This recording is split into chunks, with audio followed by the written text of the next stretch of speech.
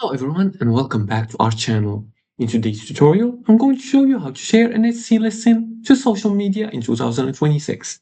Do you want to drive traffic from social media to your Etsy shop? Here's how to share your listing in just a few seconds. Now, social media is a powerful marketing tool that can help you promote your products, reach potential new customers, and entice existing customers to buy again.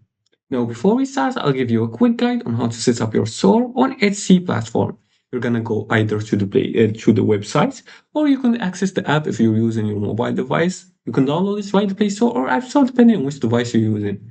Now, once you access the app or the website, you're gonna make sure to click on your profile icon, and then from this drop-down menu, you're gonna select an option that says "Become a Seller."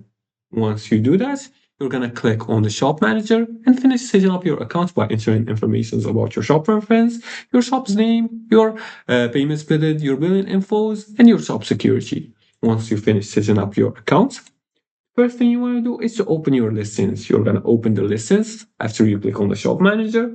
Then you're gonna scroll at the bottom and click on share button.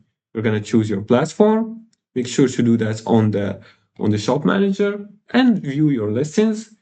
Then you're going to click on share and choose the platform, whether you want to share it on the, Facebook or WhatsApp or TikTok, etc.